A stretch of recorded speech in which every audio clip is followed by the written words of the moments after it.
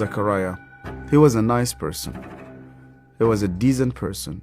He was very smart. He was the only Christian in the whole of the school. And I hated him.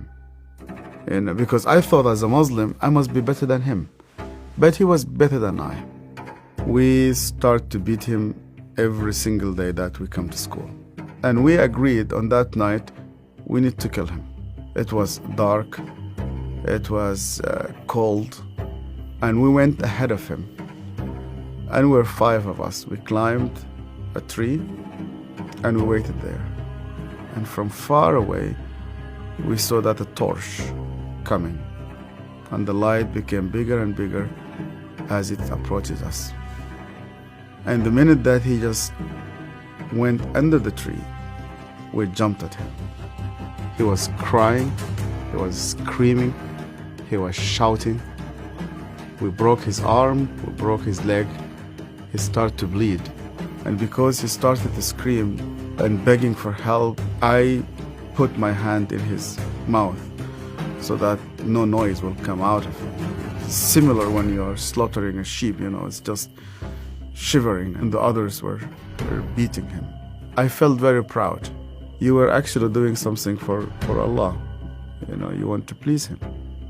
And suddenly, he could no longer breathe, and we could not hear his voice.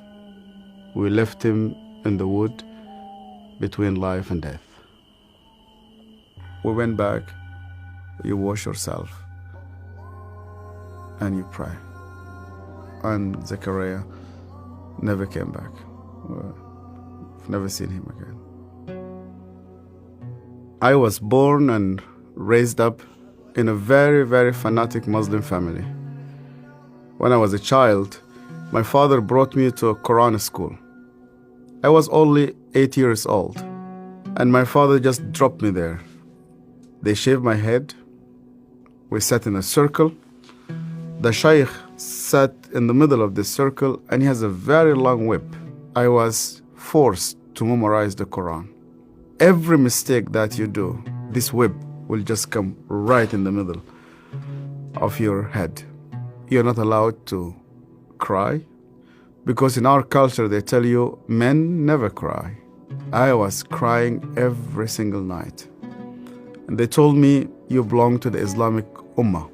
And that's why you fight for it, you stay loyal to it. I started to hate people, to hate everybody who's not a Muslim.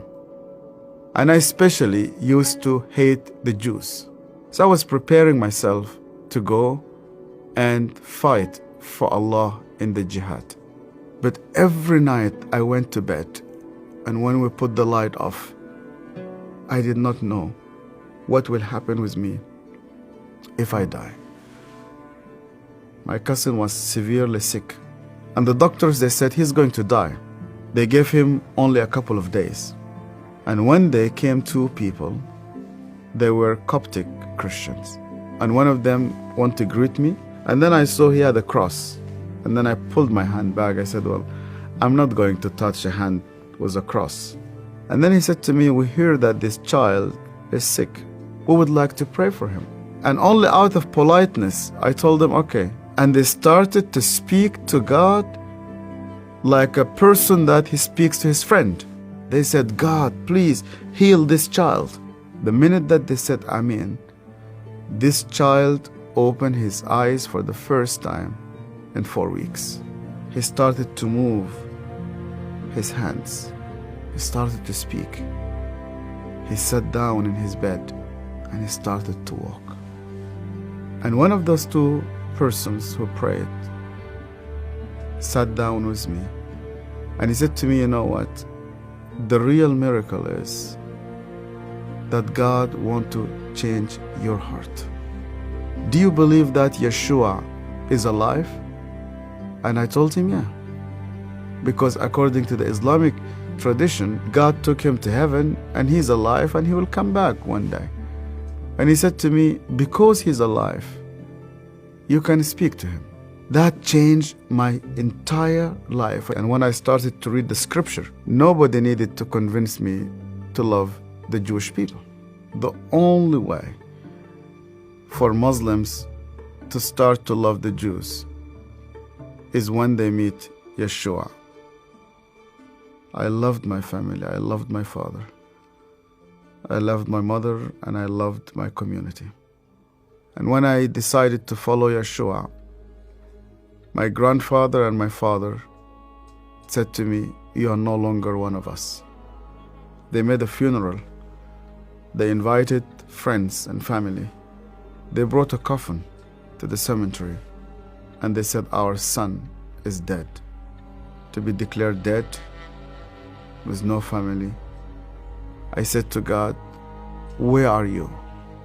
I heard this voice, and this voice told me, "You know that the grave where your name is written, you know that grave is empty. And guess what? My grave is also empty." I went to Egypt for the first time after many years, and I was in a pastoral conference. And one of the Sudanese pastors came to me. It's an elderly man, gray hair. Started to speak to me, and he asked me, "Where did you come from?" I told him my story. He started to cry. And then I asked him, "Why are you crying?" And he said to me, "Do you remember me? My name is Zachariah." And suddenly, I remembered him. The last time I saw him, it was in that dark night. I could hear suddenly the way that he was screaming, even though that was 25 years. Suddenly I started to see his broken arm and broken legs. I started to see the scars which I caused him. I started to be full of shame. I was a bad person, yeah. I was terrible. So Zechariah looked me straight into the eye again, and he said to me, "Yasser, because you hated me so much, I was always praying for you." He opened his Bible, and the minute he opened his Bible, I saw that my name was written in the first page. I hated him. He prayed for me. On that day, God confronted me. He said to me, "Even before you start to think about me, I was thinking about you. To love those who hate you, you need someone whose name is Yeshua."